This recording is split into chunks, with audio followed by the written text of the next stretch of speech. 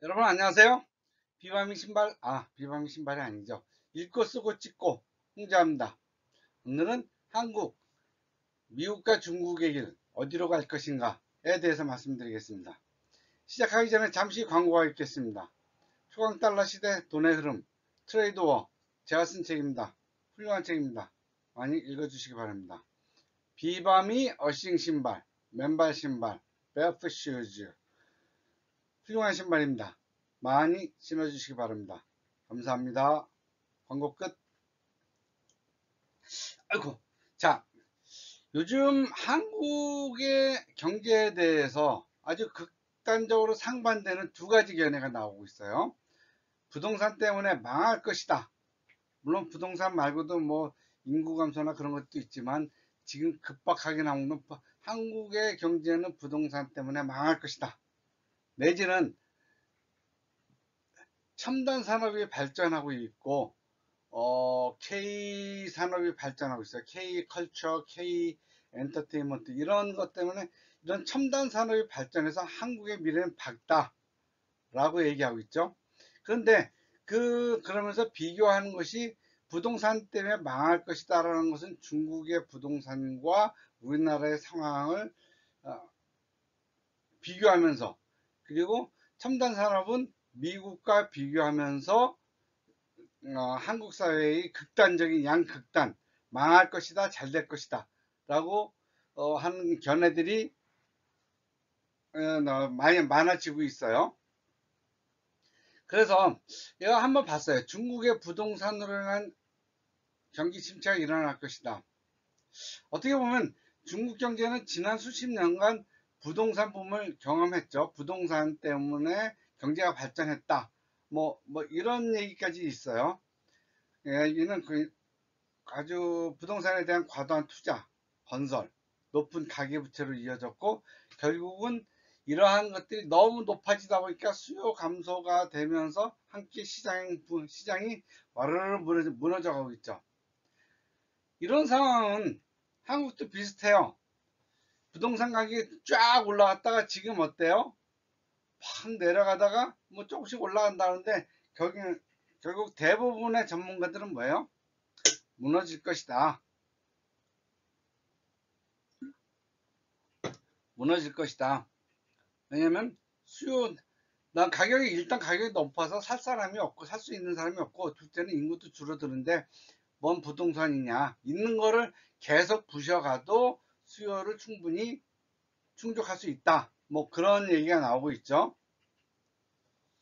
어쨌든 간에 예, 한국이나 중국이나 그러니까 부동산 시장의 붕괴는 소비하고 투자의 감소로 어, 경제 전반이 굉장한 타격을 입을 것이다라는 거죠.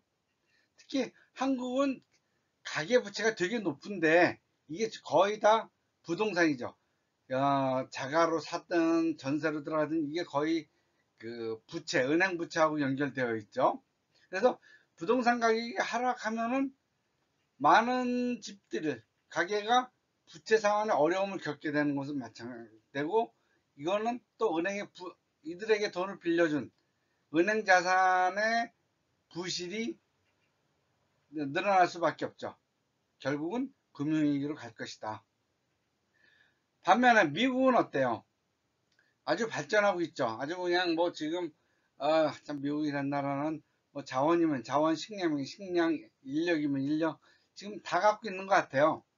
물론 미국도 지금 뭐 부동산에 문제가 있다라고 하는데 어, 중국과는 좀 양상이 틀려요. 미국의 부동산에 문제가 있는 것은 구도시들, 샌프란시스코나 LA 같은 나라들의 구도심에 상업용 부동산 내지는 밀집한 지역에 이런 지역에 부동산에 문제가 있는 것이지, 지금 첨단 산업이나 그 자동차 산업이나 이런 산업들이 퍼져가고 있는 중부 내륙 이쪽은 부동산이 비싸다는 얘기가 아니거든요. 이게 그렇기 때문에 미국의 부동산 문제와 중국의 부동산 문제는 격이 틀립니다. 그런데 미국이 지금 거의 호황을 맞이하고 있는 거는 첨단 산업 때문이거든요. 첨단 산업. 물론 중국도 첨단 산업이 있긴 하지만은 미국을 뒤따라가는 그러한 상황이기 때문에 중국의 첨단 산업은 한계가 있죠. 거기다가 반도체를 중국이 못 주게 하니까 더 한계가 생기죠. 어쨌든 간에 미국은 첨단 산업을 통해서 산업 발전이 이루어지고 있고 경제 성장이 이루어지고 있어요.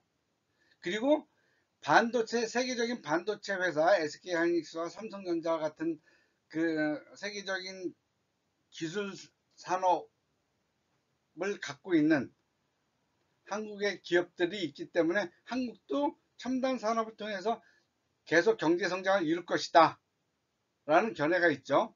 미국 경제는 실리콘밸리를 중심으로 해서 IT, 첨단 기술 산업이 크게 발전하면서 이득을 보고 있고, 한국도 지금 삼성전자가 있는 용인, 그 다음에 아산 그 라인을 쭉 가면서 비슷한 전략을 취하고 있죠.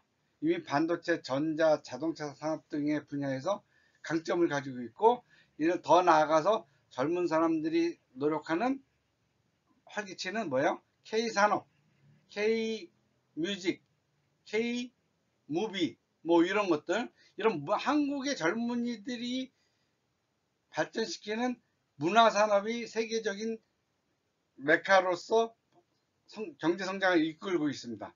이것들이 왜 중요하냐면 한국의 이미지를 굉장히 좋아하게 해요. 그리고 외국인들이 관광을 오게 하고 문화상품 팔게 하고, 거기다 더 금상첨화한 것은 한국 상품에 대한 이미지를 굉장히 좋게 해요. 이제는 뭐예요? 과거에는 화장품 하면 메이드 인 프랑스였는데 이제는 메이드 인 코리아 화장품도 먹히죠. 그렇기 때문에 한국의 산업은 앞으로도 계속 발전할 것이다. 인공지능, 바이오테크, 첨단 소재 등 미래 산업으로 전환을 가속할 수 있고, 그것을 더 좋게 하는, 사람들의 이미지를 더 좋게 하는 K산업까지 같이 발전시키면 충분히 시너지 효과를 낼 수 있다라는 거죠.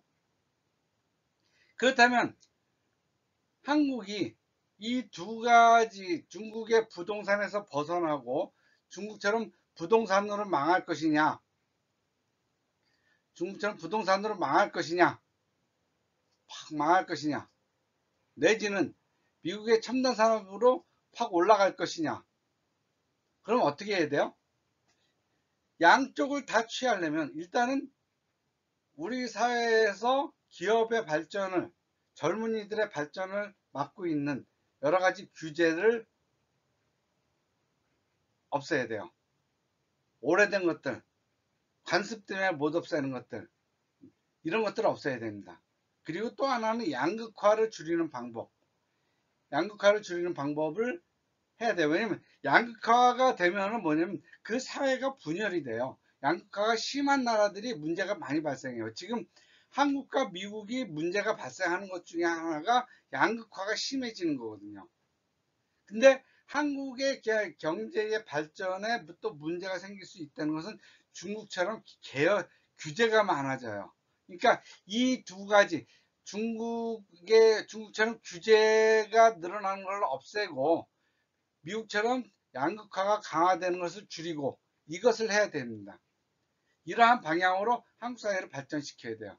그러려면 어떻게 해야 돼요? 이제는 젊은 정치로 가야 돼요. 젊은 정치로. 지금처럼 뭐 60대, 70대들이 와서 내가 옛날에 하는 뭐 이런 얘기 하면 안 돼요. 왜냐면 지금 이 사람들, 인공지능이나 뭐 이런 거 잘 이해 못 합니다. 자기 스스로 홈페이지도 못 만들고 그러잖아요. 그 사람들 홈페이지나 뭐 이런 거 있는 게 자기 겁니까? 다 옆에서 만들어준 거지. 근데 이런 것들을 스스로 만들고 더 발전시키고 그럴 수 있는, 그러면서 인공지능 시대에 빨리 적응하고 거기에 그 적응하는 것을 넘어서 더 한국 사회를 발전시킬 수 있는 그런 역량을 가진 젊은 사람들한테 기회를 줘야 돼요. 그러려면 어떻게 해야 돼요? 젊은 사람들한테 정치 기회를 줘야 되는 거죠. 왜냐면 정치라는 건 무시하려고 해도 이 모든 것을 발전시킬 수도 있지만 한 방에 무너뜨릴 수도 있거든요. 사실 잘 발전하다가 무너진 나라들, 아르헨티나나 뭐 중남미 국가들, 필리핀, 뭐 내지는 서남아 국가들, 그리고 이제는 북유럽 국가들도 지금 그런 그런 단계에 와 있죠. 왜냐면 발전을 시키는 것도 정치지만은 이걸 망가뜨리는 것도 정치예요. 근데 한국의 정치는 뭐예요? 늙은이들이 너무 오래 있었어. 이제는 젊은 사람들한테 자리를 넘겨줘야 돼요. 그래야지 첨단 산업과 급격하게 변화하는 시대에 한국도 발전할 수 있는 거죠. 옛날에 누구가 말했던 대로 60세 이상은 다 정치에서 물러나게 해야 됩니다. 예, 오늘은 이것으로써 읽고 쓰고 찍고를 마치겠습니다. 감사합니다.